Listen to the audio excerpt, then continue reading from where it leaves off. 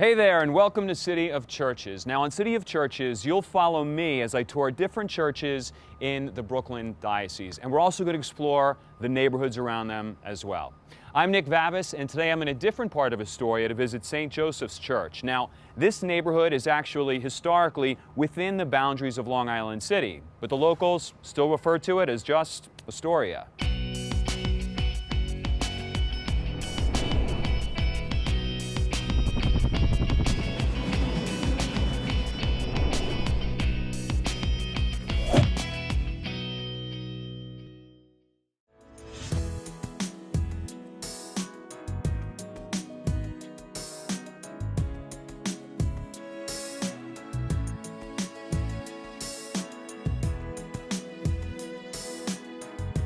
Now, this area in Astoria was once isolated farming land, but once the Queensboro Bridge was completed in 1909 and the extension of the BMT subway line, everything changed. Urbanization began, and this area had stores, had schools, paved sidewalks, and a very, very famous movie studio.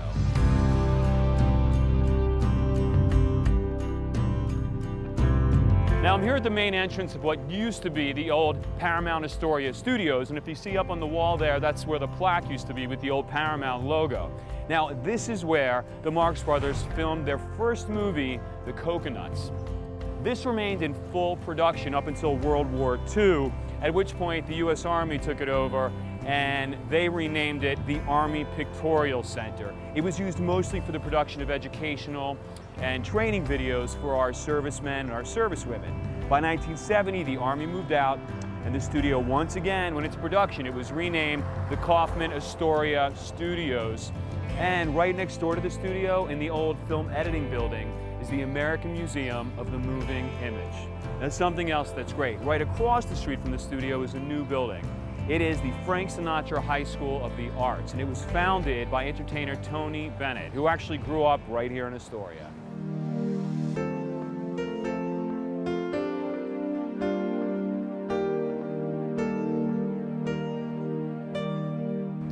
Now, this stretch of Steinway Street was once called the world's longest department store because of all of its specialty shops and the clothing boutiques. But it's not the only huge shopping mecca around here. There's also Broadway and 30th Avenue. Now, 30th Avenue, back in the early 20th century, was known as Grand Avenue because of all the mom and pop shops, which still exist, the bakeries and pizzerias and the cafes and the fish markets.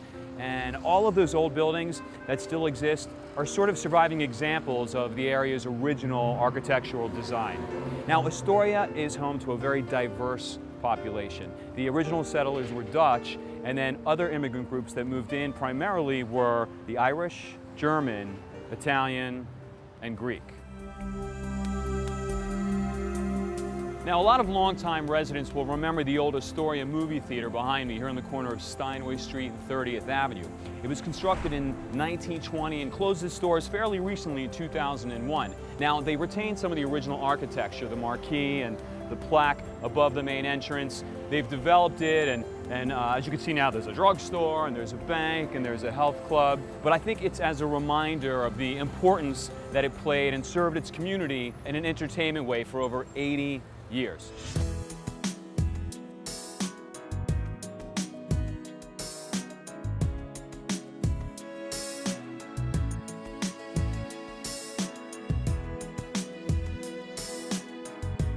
And here we are, St. Joseph's. Now, it was just a few blocks from Steinway Street, which is a really commercial area. This is a little more residential mixed with commercial.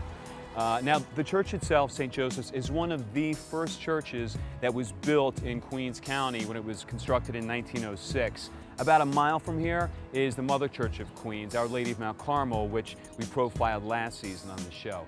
Now, we're right on 30th Avenue between 43rd and 44th Street, and interestingly, 43rd Street used to be called Gray Street, which is pretty appropriate for a place to build a church. Now, the brickwork, absolutely beautiful, the color contrast with a lot of the homes in the neighborhood. And there's also a little bit of difference between the bell tower, which has some different brickwork and the color of it, and the rest of the church. So when we go inside, we'll ask Father Harrington about that. And I really wonder if there's any chance I can get farther up and take a look up in that bell tower, but we'll have to ask him about that also. Let's head inside. We'll meet Father Harrington. He's going to take us on a tour. Let's go.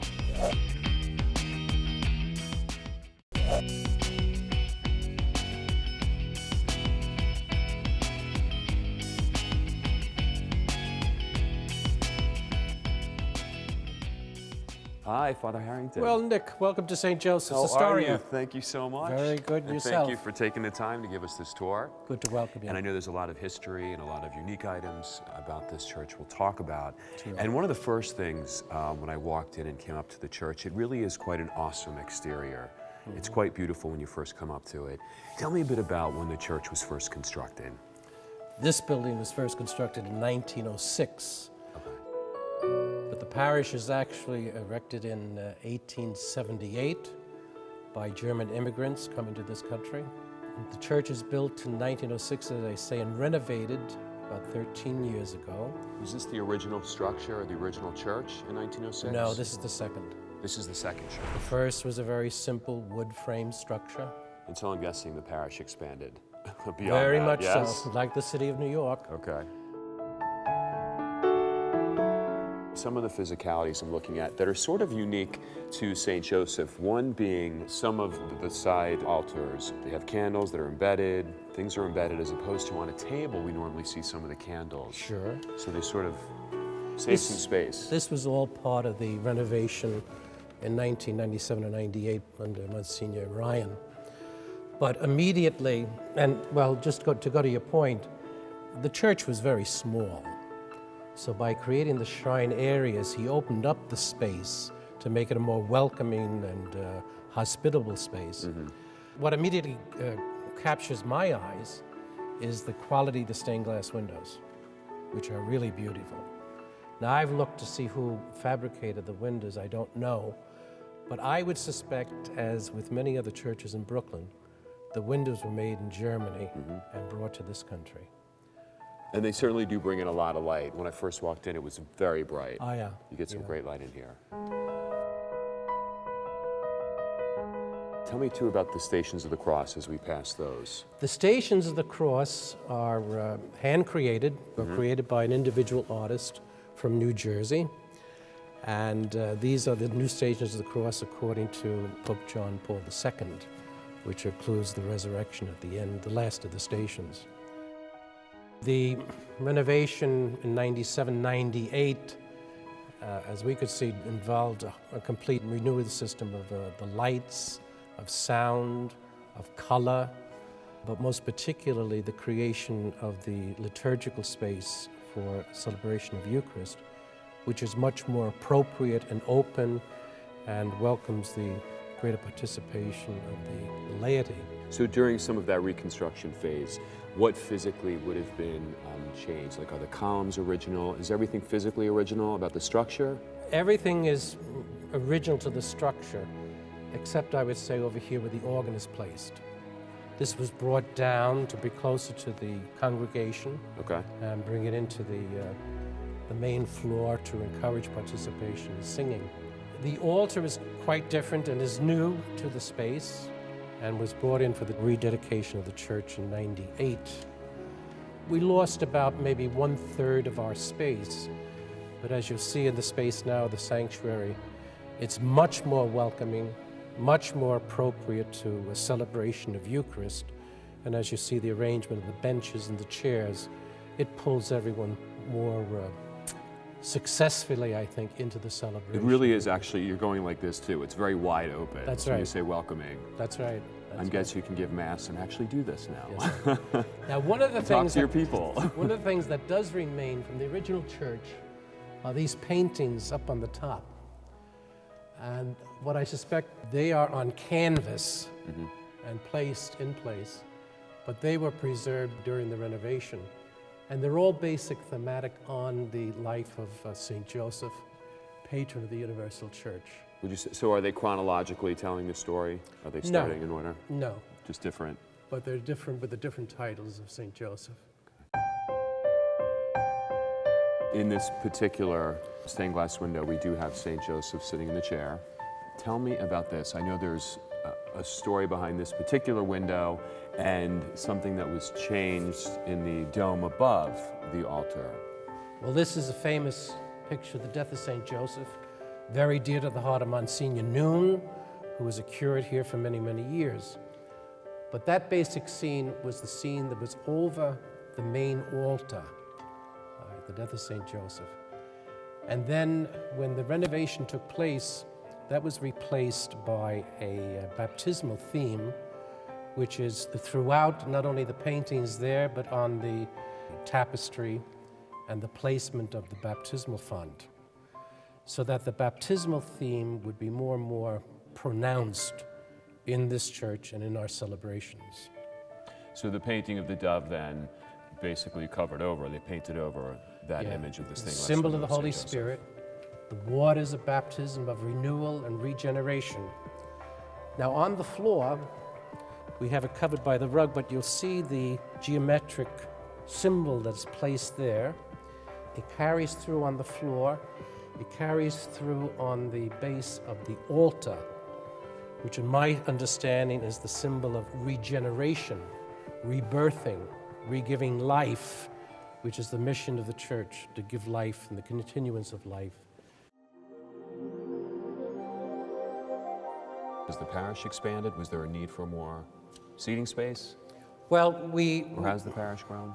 the parish is growing. Still growing? Yeah, with the Diocese of Brooklyn reflecting all the changes in demographics, no? But I like to think of, since 1906, the hundreds of thousands of people that a building such as this has serviced for so many years, and still comes the new people, you know? And thanks be to God, we're in a position to welcome people and hopefully to make them feel at home as Catholic people. What is the, in the neighborhood, the nationalities, what is represented here? Here in St. Joseph's, we celebrate liturgy in 3 languages: English, Italian, Spanish. And you do that by yourself? Or those all yours? No, there are 3 of us. Oh, there are, okay. Don't tell anybody. I won't tell the My bishop. Italian is this way, Okay, but we can fly a little bit. okay. A large community of Croatians. Right?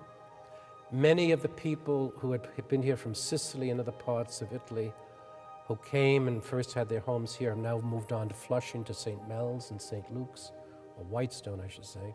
Many Mexicans coming in, Ecuadorians coming in.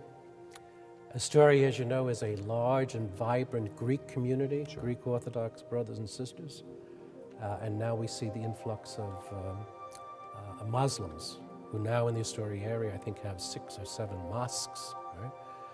So we find ourselves in a place of tremendous energy, vibrancy, diversity, great restaurants. I'm sure. Any kind of restaurant you're looking for, you're going to find here in Astoria. You know? As we're talking, I'm looking at the pipe organ, and I don't see the organ itself, I see the pipes. Yeah. What am I missing?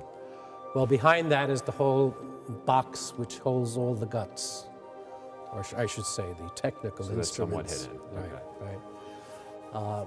But of course, moved down from above, and again to encourage the participation of the people, The parishioners. to pull them into liturgy. Okay.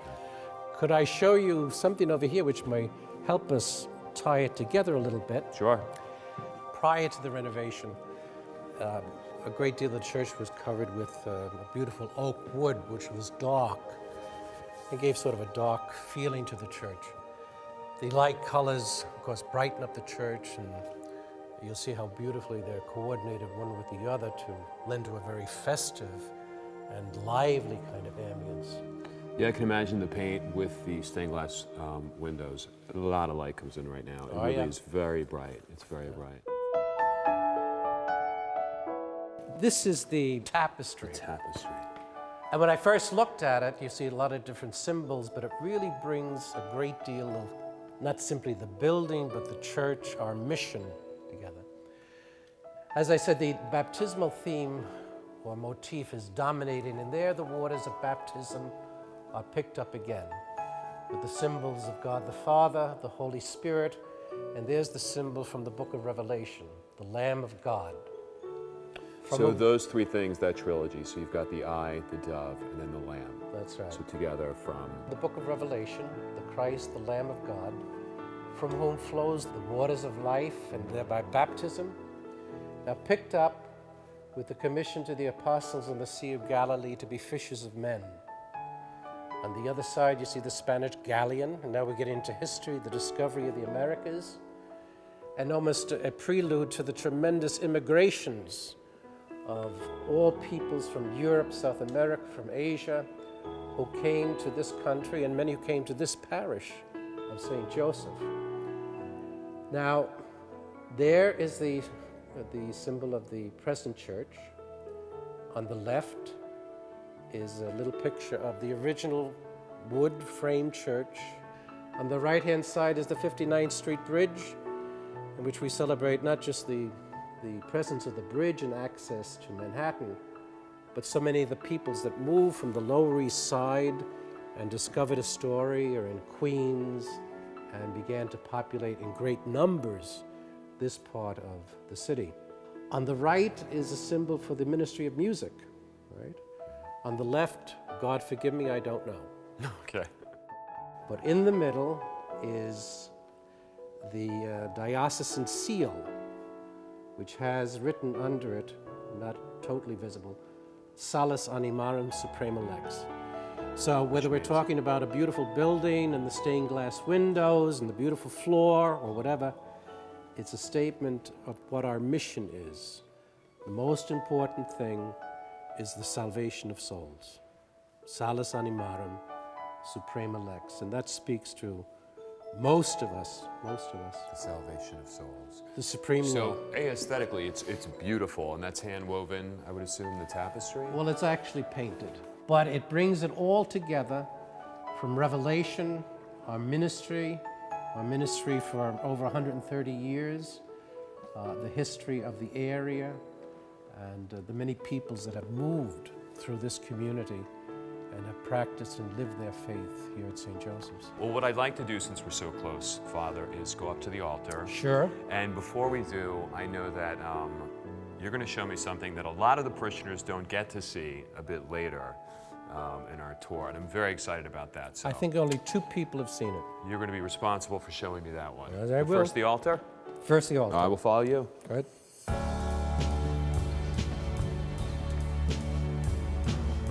So now, Nick, we come to the very central space in any of our Catholic churches, and most particularly dominated by the presence of the altar, on which, of course, the Eucharist is celebrated, and which is the main focus for our central activity and celebration of Eucharist.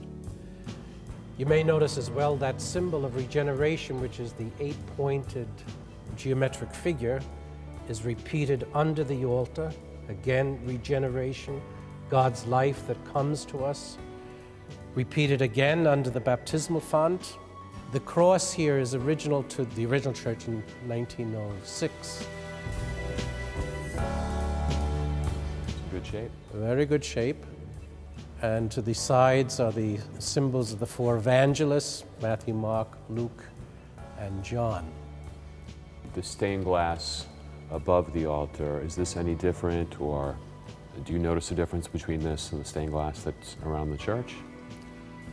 No, I don't. A little brighter. The colors are beautiful. I suspect it's the same I do see manufacturer. pulleys, though, so they open? The windows open? They do, yes. Oh, so you get some air going in here. Yeah, right. But there's conditioning. one thing over for the when you come in the church, that you pass under those entry doors. On both sides of the outside door is beautiful stained glass windows that go back to 1906. And on both windows, it says on the window, humilitas, humility. And it helps me to go back into the minds of people in 1906. Yeah? If we don't have humility, we don't have nothing. All we have is ourselves. And that can lead to a lot of problems. So I just think of not only the beauty of the building, but the mission, the task. Which has remained the same. Always the same. And that's being preserved. Oh, yes. So we're looking back that way. I'm going to point straight up to, I'm going to call it a mezzanine, but I'm assuming that was in use for something else besides seating. That was before? the choir loft, the original church. Above is the stained glass windows of St. Cecilia, who is the patroness of music in the church, St. Cecilia. So that's good placement. That's good placement. And then in the same direction, tell me about the chair. Well, this is the presider's chair, all right? So whoever presides at Eucharist or other liturgical celebrations would sit there. The chair next to him has been put in place for our deacon, Deacon Felipe Alvarez, a native of Cuba and who has served in this parish for 27, 28 years as a deacon. Is that the normal placement for the chair? I don't believe so. I don't believe so. The normal placement of the chair of the priest presider would be over here. I believe that's correct. But this is what we have, and this is beautiful. It is. It's very modern, actually. Very modern. Why would they move it from? It may have been to balance variety? the other features, the altar and the ambo, you know. But other churches you'll go into, you'll see the chair is on the other side, and the ambo is on this side.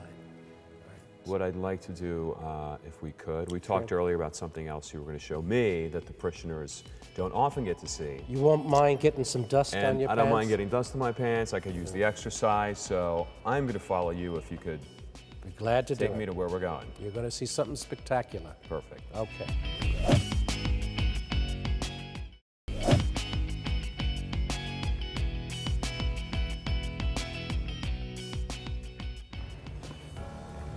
Wow, now this is something I don't see at every church. Isn't this This something is that incredible, the view.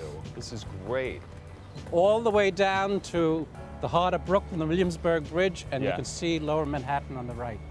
Now tell me, I can actually see also the 59th Street Bridge. I know the church you said was 1906 completed, That's right. and I think the bridge was 1909, so that had to help too, bringing a lot of the people over. And Tremendous movement of people, even back then. Yeah. That explains a lot of our history, the movement of people and immigrants from all over the world. what was the neighborhood then, 1906, when this was built? I mean, it was probably not as urbanized as this is and commercialized. No. But of course, the Steinway Piano Factory was right at the heart of the end of Steinway Street, Right. which drew a lot of the German carpenters and wood makers to the factory where they found employment, you know.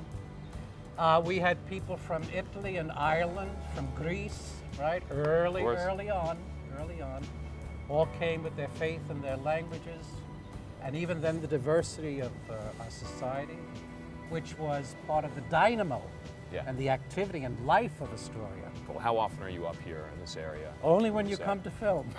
Is that it? I see a barbecue. Come on, I see Christmas lights. Well, the residents. This is more like a rec room. The residents here in the convent now are it's an ecumenical faith community, the volunteers for Covenant House.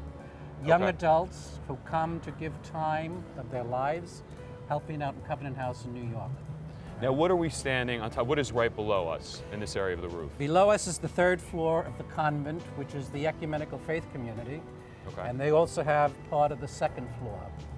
But if I could show you the first convent, right, which was right across the street.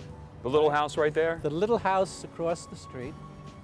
And That looks nothing like a convent. yeah. Our first 8th grade, so I'm told by Monsignor Ogle, was the first floor of Drago Funeral Home. So this is a long and venerable history. That is a long time ago. And the parish school, which I'm looking at, was that here at the time of the church, or that came later?